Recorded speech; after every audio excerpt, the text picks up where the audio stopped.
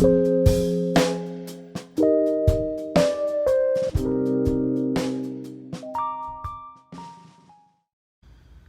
my name is Lindsay Maestri. I'm the Executive Director here at LHUCA, and today I'm going to give you a tour of the LHUCA Summer Showcase. This is a painting by E. Bova. As you get close to this work, you realize that it's made of a series of tiny dots. That process is called pointillism.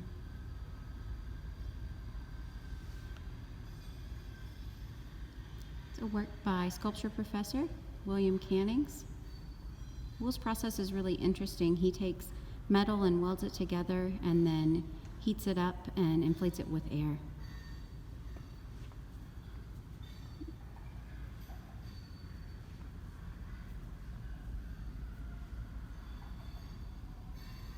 You can kind of see the sense of balance there.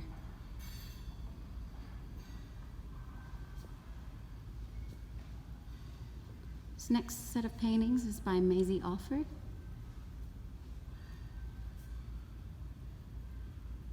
Maisie sets up these series of objects that seem like they may not go together, and it always leaves you questioning what the story is between these objects.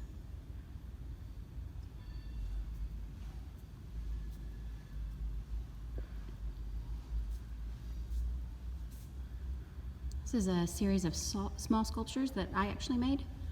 My background is in studio arts, and every now and again I am able to get into the studio some. I like working in this small format because it allows me to kind of jump in and out of the studio easily.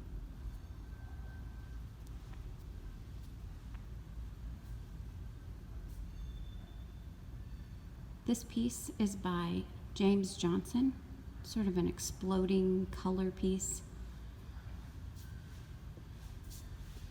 He's loaded up his brush with a lot of different colors and then painted them directly onto the canvas and outlined them, so you get this really nice explosion and action happening in this painting.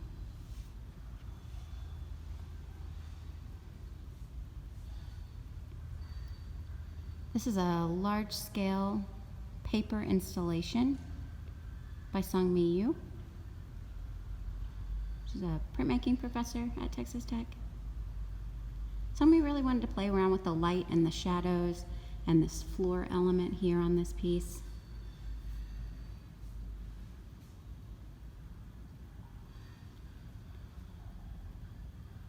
We had a show scheduled to come in from Miami for this month, but as you can imagine, with COVID-19, our plans changed, but we are so thankful to have so many talented artists in Lubbock who could hop in and help us out, and we're able to put work into this show. So we really are thankful for them for acting so quickly and helping us get this show together, which really turned out to be a fantastic show. What we really enjoyed was seeing how many of the artists were playing around in the pieces they brought in. This is a piece by John Whitfield. John's known for these sculptures that are made up of a series of circles, but here he's playing with even more circles on the ground and the satellite dish and the lights in the middle of the piece.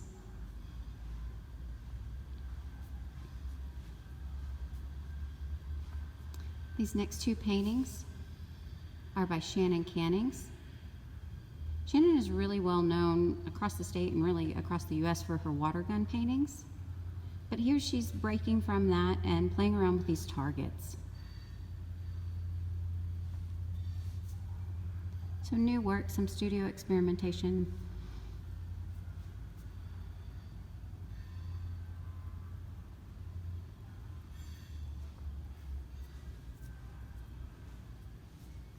This is Zach Morris.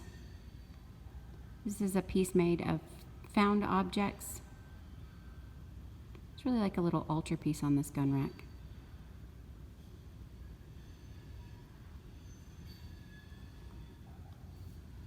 This next piece is by Danielle East. This is for Black girls in Lubbock who often forget they are magic. Danielle is the director of East Lubbock Art House.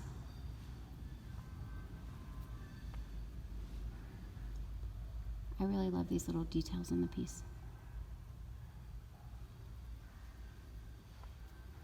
This is another piece that I made. had a little more time to play around in my studio since COVID-19 hit. Been doing some of these formal experimentations.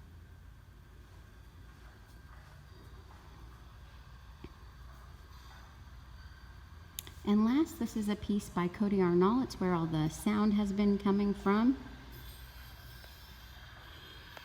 So sound of the railroad tracks.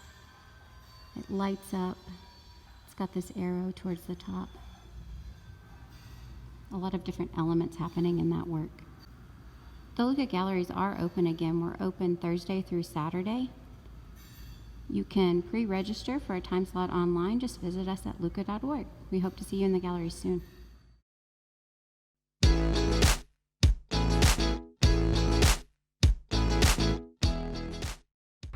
Hi everyone, this is Charles Adams' studio project, and we're bringing you a really fun and unique virtual First Friday Art Trail experience. So today we're at the Helen DeWitt Jones Print Studio, and we're going to show you how to make your own artwork at home using a photography and printmaking process known as cyanotypes or sun prints. So the first 100 people that come on Saturday are going to be able to pick up a special sun print kit. So in here is going to be a light sensitive bag that's going to have the paper that we're going to be using to make these prints. So do not open this bag until we get to that process. Simple directions, but we're also going to show you in this video. And a fun transparency of letters and summertime designs. Just from home, if you'll find any kind of like frame. So if you just have like a picture frame, this paper is pretty small. What we're after is either the plexi or the glass that's in there. And that's what we're gonna use to, wrangle that West Texas wind. The next thing you'll need is some scissors. And this is for if you're using the transparency. So you can cut out your name or any of the images. Another item you're gonna need is either Tupperware or Pyrex or just any kind of container. Some H2O, just straight from the sink.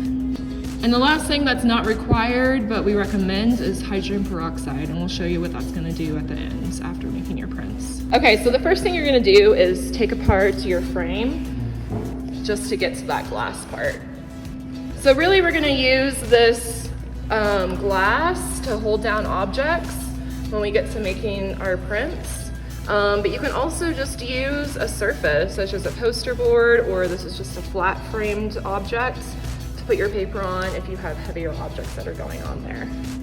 So after you have your lights dimmed or you're just out of direct sunlight, then go ahead and open up your black bags that have the paper and just pull out one sheet of paper. You're gonna get a few sheets of paper within your sun kits, but just pull out one sheet of paper. Okay, so your paper is gonna have a white side, and then if you flip it over, it's gonna be this blue color. So we're gonna wanna use this blue color.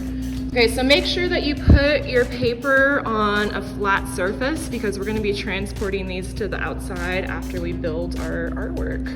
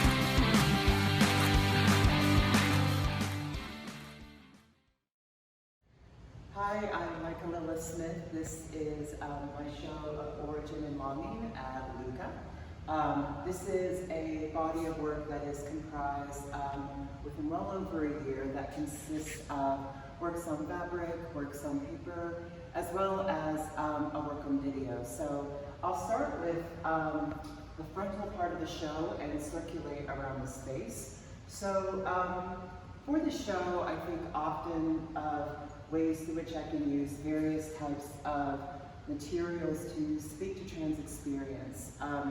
For a long time, I was really focused on drawing, so I wanted to include some aspect of that haptic relationship that started with drawing and eventually led to a series of works on fabric that I made within the course of a year. These two pieces are actually self-portraits, one from the side and one from the back. The top piece is titled "This Femme is a Holy Ache." It is graphite, acrylic, and ink on Stonehenge, and the drawing underneath is titled "Over Under," which is graphite, marker, duct tape on Stonehenge. I wanted to incorporate these into the show as a means of starting off with this, again, notion of the haptic, this conversation of the hand in my work and why that is continually important. So circulating over to the next wall. These are a few fabric pieces that I created within this year. The first piece is titled "Feel a Girl Like Me." The second piece is titled "Monarch." And the third piece is titled "Wanting Wave." Within this work, I think often of the notion of the digital within my work, thinking specifically about online and digital spaces that trans women essentially are within and occupy, and how this has over the years created space for us to have more in-depth conversations about our origin, our being, the ways that we move through the world, and how we connect to people and to one another.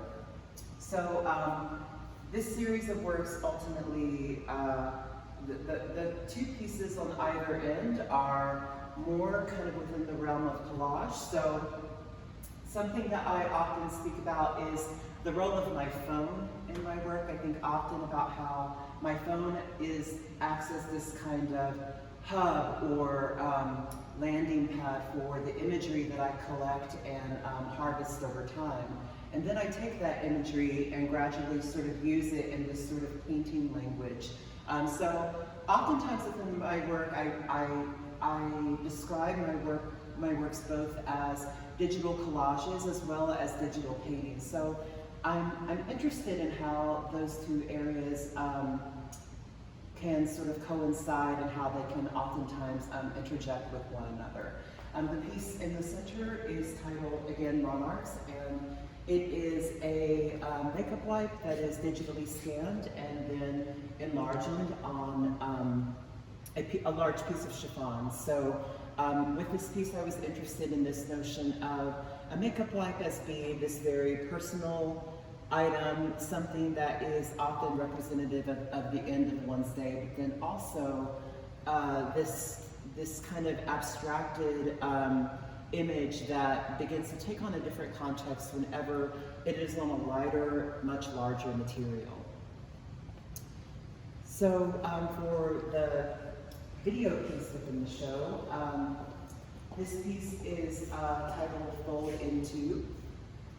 So I have been working within the past year with video work often, and it's important for me to say that my approaches to video work, oftentimes my imagery, the ways that I think about images overlapping and sort of coinciding with one another, they often reflect a lot of what a person can see within the fabric works that one will see in the show. So yeah, we'll find that the ways in which layering is being used, this notion of intimacy, sensual memory, a body in space, Also speaking to this notion of spectatorship and transness. So what it's often like to be a trans woman, you know, in the world, and to feel at times that you're being witnessed to death, so to speak. So this is something that I focus on often within my work, and it finds its way both within the works on video as well as the works that are on fabric. So moving on over here. As we write this wall, these are actually some earlier pieces that I worked on within the year. This piece is titled Weep. It is a digital painting on satin. And then the piece at the end of the wall is titled Soar, and it is also a digital painting on satin. So both of these digital paintings, they take on the same sort of aspects or methodologies that the previous works took on in regard to the ways that the imagery is edited, the ways that it is manipulated, how this notion of painting as an act makes its way into the work. So that is something that I'm continually invested in, thinking of painting as a language that is more expansive and pluralistic, that extends beyond, let's say, something like wet media. So, and finally,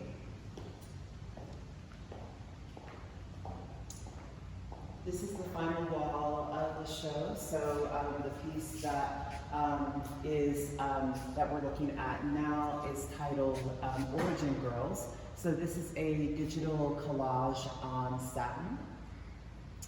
And the significant aspect of this piece that really, why it's so important to me is that there was an image that was circulating around the internet that was an image of the Three Graces that was photoshopped by someone, and it became this sort of viral image that many trans women were looking at. So this in a lot of ways kind of touches on conversations regarding bodies of trans women, thinking about beauty, so to speak, and then also sort of contextualizing that within a more sort of higher art context. But I will say it's important for me to mention this, is that higher art isn't really kind of the focus of my work. I'm more interested in this notion of embodiment regarding transness and this kind of agency that one has over one's body when they are in the act of transition. And it's also important for me to mention that transition is certainly not one size fits all, especially trans womanhood that can look like a lot of things. So for me, it's important within my work to really touch on that and to kind of think about its intricacies and its complexities, while also kind of factoring in these revised sort of depictions of history. So finally, moving over to the last piece. This is a digital painting on satin. It also consists of embroidered beading throughout the piece. So it's titled Are You Real? So with this piece, this kind of moves back to the conversation that I was putting in regarding digital spaces that trans women find themselves in. So this is actually a snippet of a piece of text that a man sent to me over a dating app. He was asking or inquiring about the validity of my transness with the question, are you real? Which I found to be such an outrageous statement to ask someone, or question to ask someone. So I began to sort of think about text within my work around this point. Text became more important. I often think about the kind of the fragmentary components of what text can embody and how text can sort of carry a larger context whenever it is brought into something that takes on painting as a conversation.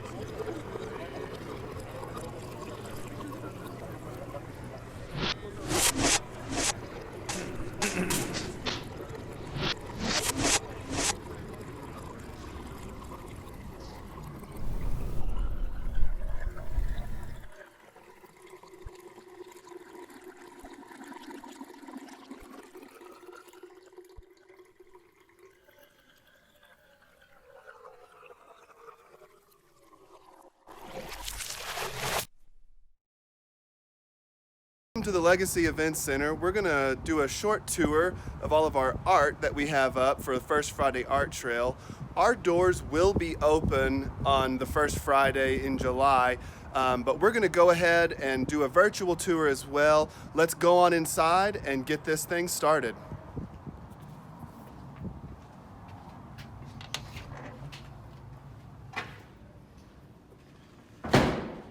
Starting off, we have a few paintings from the West Texas Watercolor Society.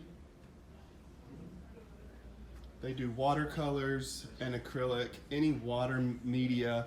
I'm already a bad planner, but I can just like... Some really beautiful paintings. This was their show from the Splash of Red show. And around the corner, there's a few more paintings as well.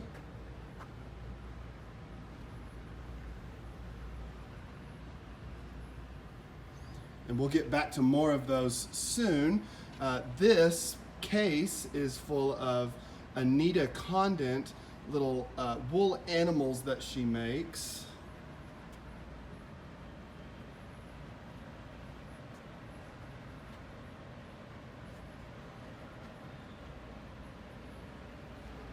Some more Watercolor Society paintings. We have a really big space, so we spread things out a little bit. This case here is Linda Adkins' fine jewelry. She takes vintage pieces and makes jewelry out of those unique items.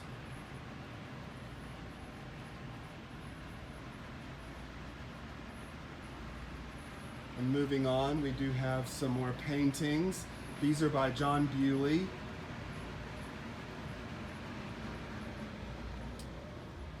Go around this way.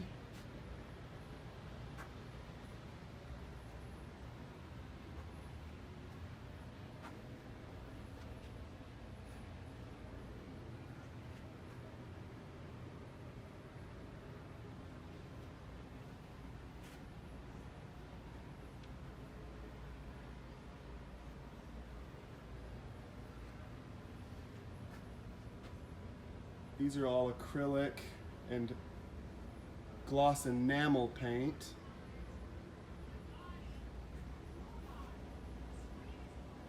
And we'll move around the corner here. We have some very nice animal portraits by Carol Peterson.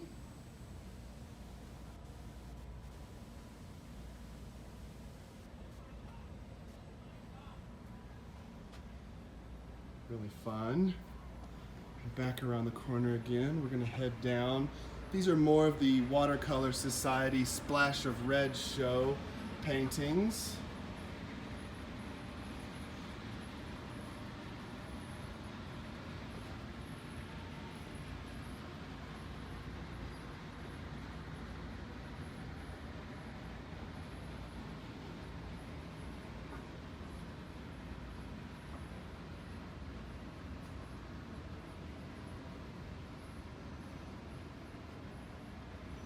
They do 2 shows a year down here. This was the first of the 2.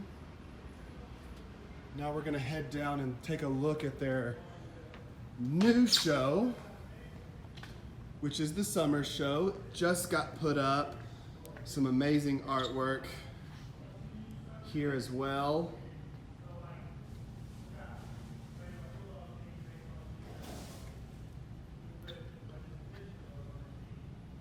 Lots of diversity and different artists who help put these shows together.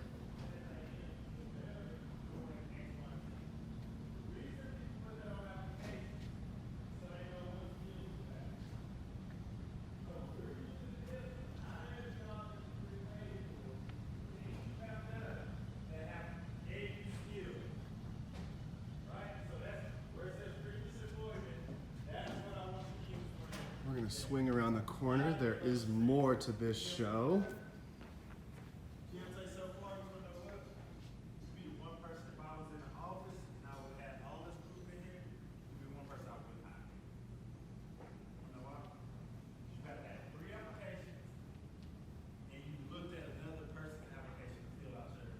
The West Texas Watercolor Society does meet here at the Legacy Event Center as well.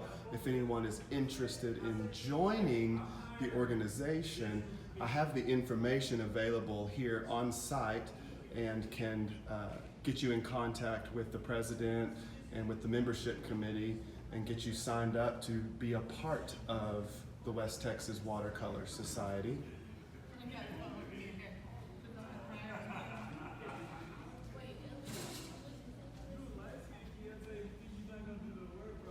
We're going to swing back around.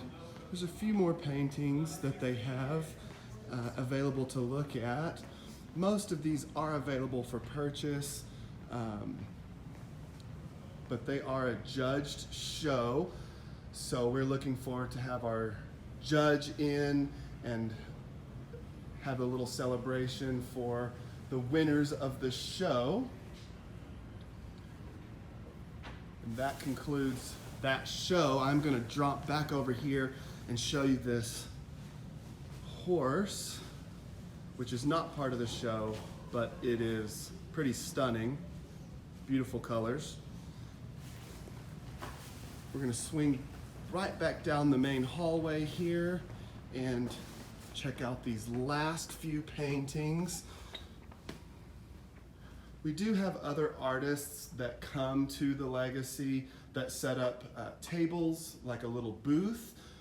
We have some more jewelers that come in, some photograph artists who do portraits and landscape photography.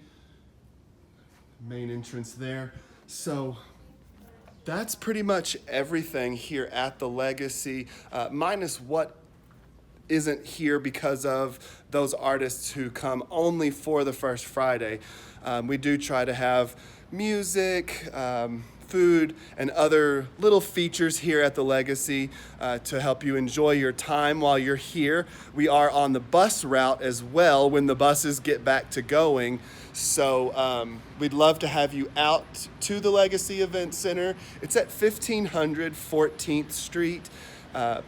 It looks like an old church, but you come in and you are just amazed by the array of different artwork that we have. And we would love to have you come in again on July the 3rd, this coming Friday, to see you out here and enjoy looking at some of these paintings in person. Thank you, and we'll see you on Friday. Bye-bye.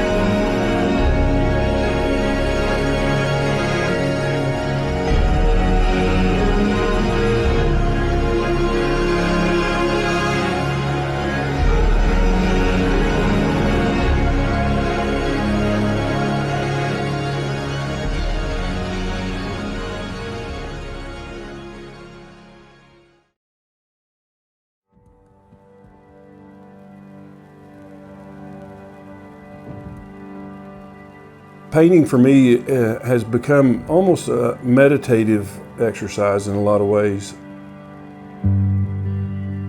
I was bemoaning the fact that we don't have a lot of mountains and streams and rivers and those typical things that people love to paint in Lubbock. And this good friend of mine said, paint what excites you, paint what you know, paint what you're passionate about, and paint what you enjoy. I love to paint things that are rural and sort of almost mundane in a lot of ways, but they have a story to tell.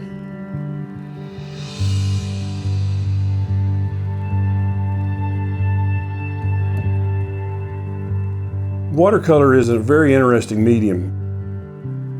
It's a transparent medium, which means we paint from our lightest values to our darkest values, and we layer them on top. We have to think ahead, and if we want something to be white, we have to not paint it instead of paint it. Talk to a lot of my oil painter friends, and they always say, why in the world would you paint in watercolor? It's too hard, it's too difficult. It's not predictable, it's not controllable. And I think that's what I like about it, actually. It's active and it's ever-changing, and it's intuitive in a lot of ways. You have to be thinking ahead, you have to be reacting to what happens, and then at the end of the day, it is just paper, and if it's a total flop, you just throw it away. But when it happens right, it's magical. It really is.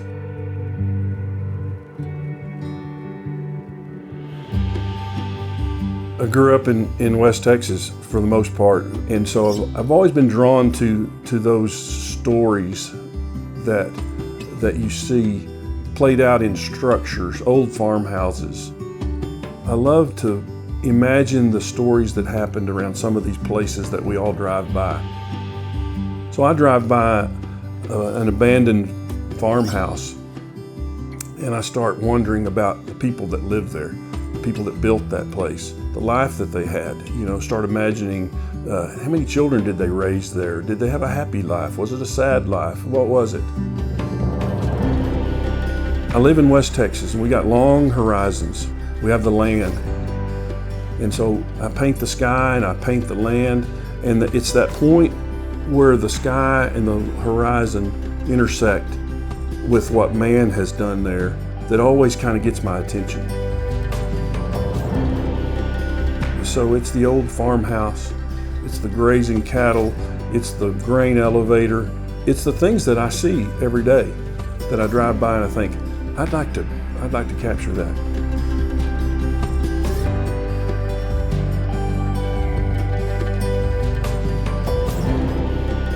I don't have a lot of inborn natural ability, natural talent. I've just got a lot of desire. I just enjoy it so much. This inborn talent is way oversold. It's overrated. What you need to do is enjoy it and do it and learn from it, and you'll be amazed at what you could do. I preach all the time is man, if you haven't painted, you need to try it. If you haven't created, you need to create something.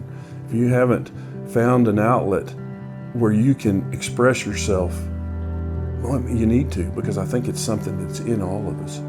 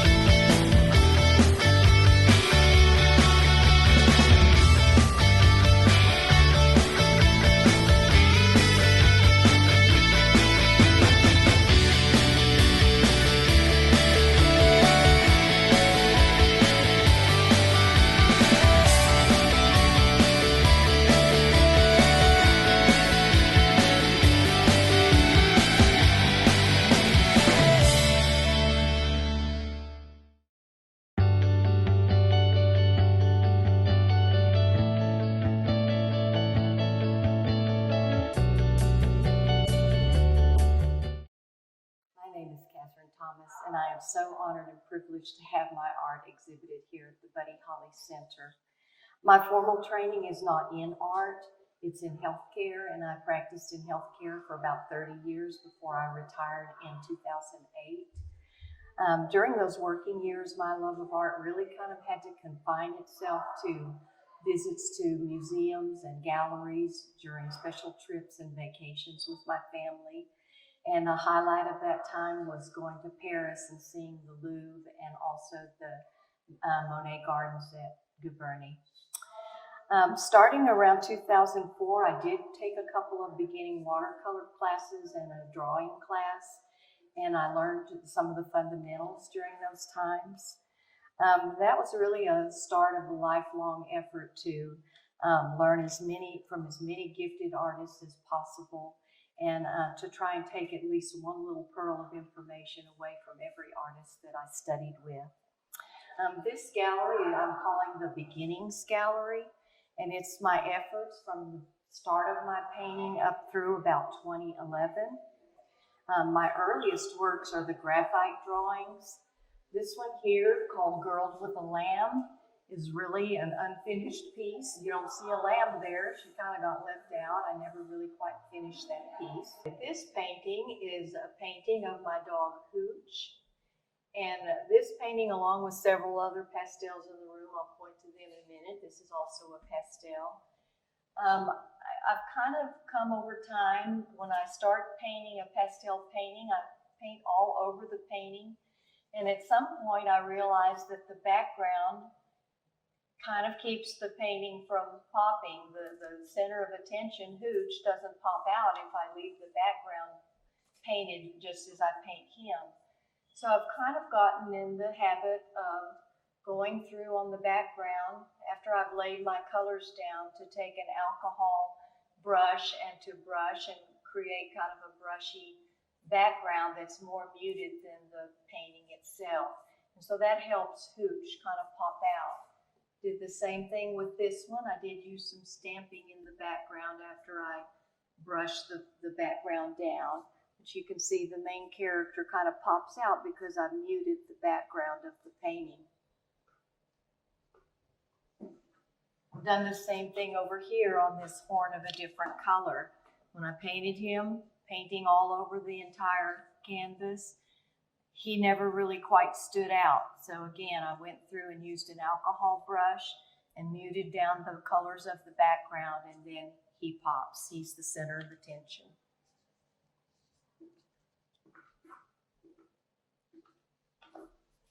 This painting, called Pollenpalooza, is an interesting painting in that it started out as a watercolor, was a beautiful watercolor flower, and then suddenly in the middle I just couldn't get the painting to do what I wanted.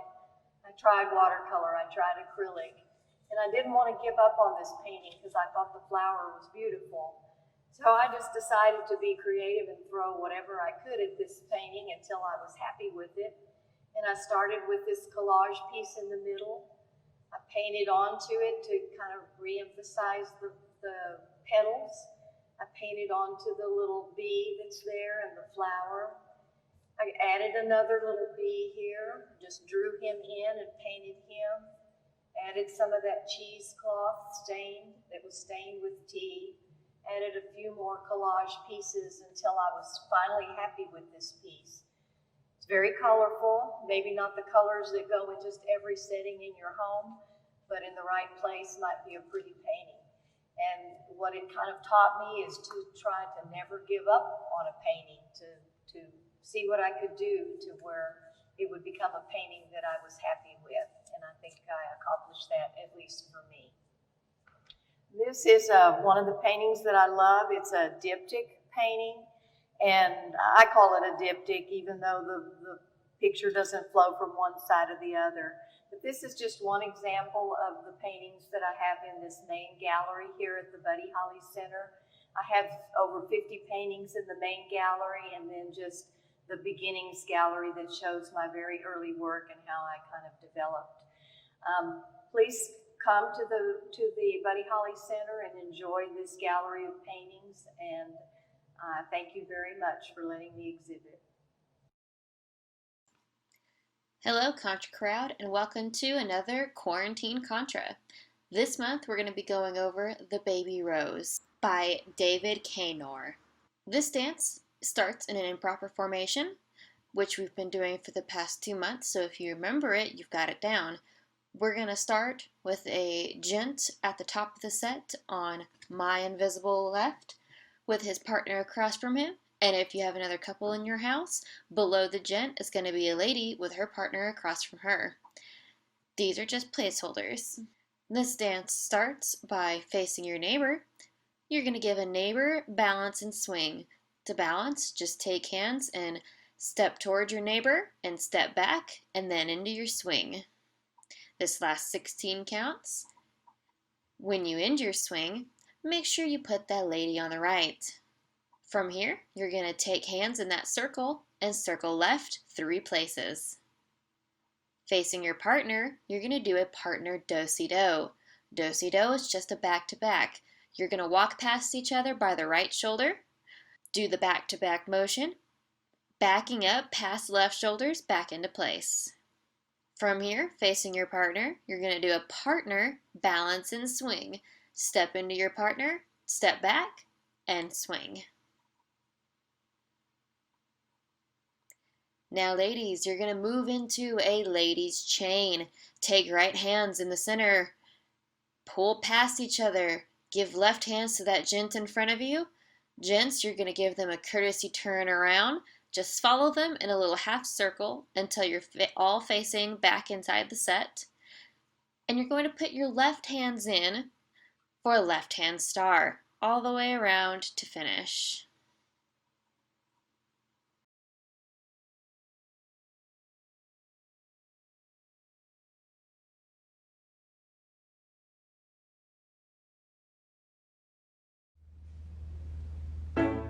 Neighbor, balance and swing.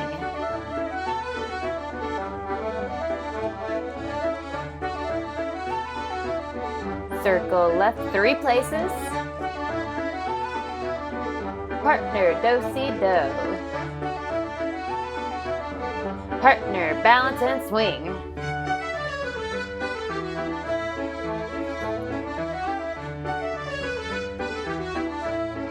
Ladies chain. Left hand star. Neighbor balance and swing.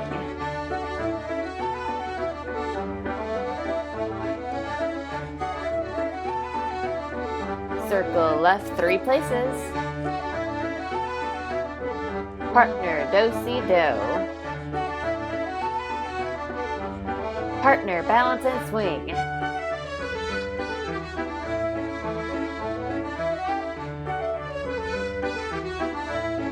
Ladies chain. Left hand star. Neighbor balance and swing.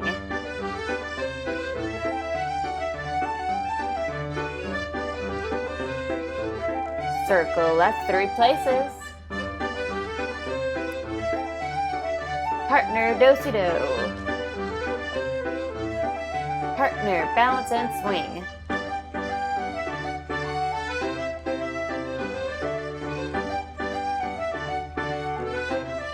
Ladies chain. Left hand star. Neighbor balance and swing.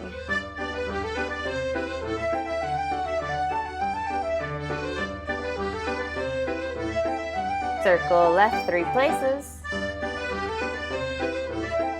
Partner do-si-do. Partner balance and swing.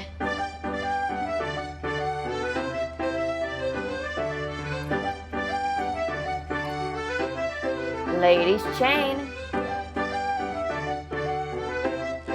Left hand star to finish.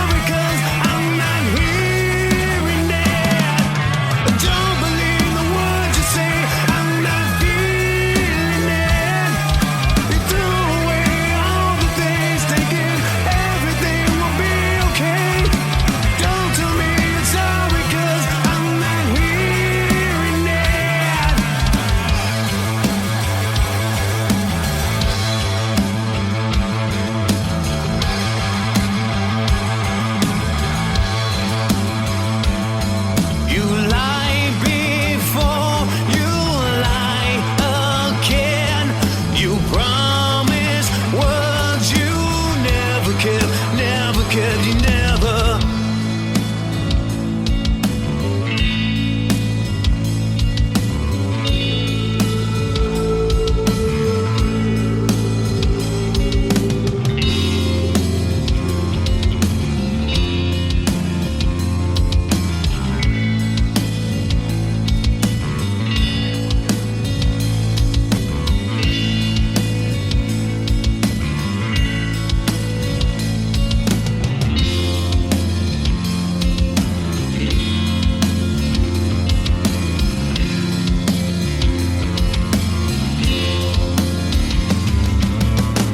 remembering things I saw as a kid.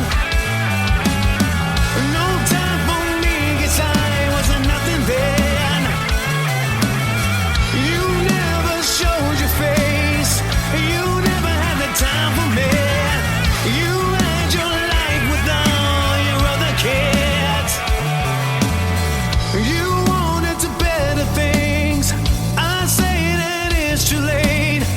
I'll always be the one that was never there. You wanted to better things. I say that it's too late. I'll always be the one that was never there.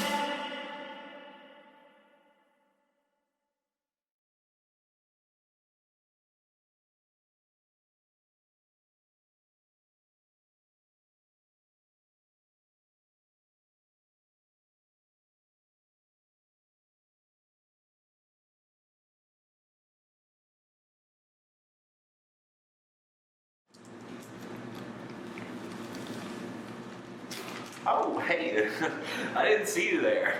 I'm Joseph from Calico, and it's a shame we could not be there in person for a First Friday Art Trail. But it's a great pleasure to be a part of the virtual First Friday Art Trail. Error. This is our contribution. A song of ours called So Far, extended version. I hope you enjoy.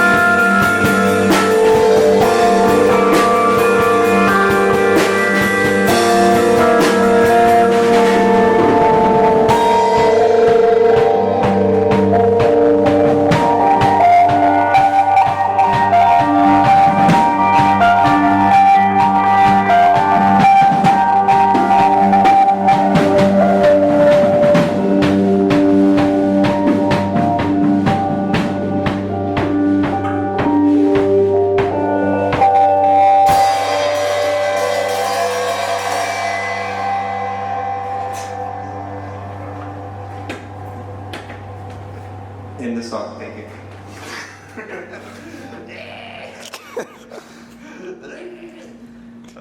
I'm cool. Oh, hey, I didn't see you there. I'm Joe from Calico, and it's a shame we can't be there. Our contribution to a virtual First Friday Art Trail. This is our song so far. Enjoy. The strength of a grizzly. The grace of a puma. Craziness of a monkey.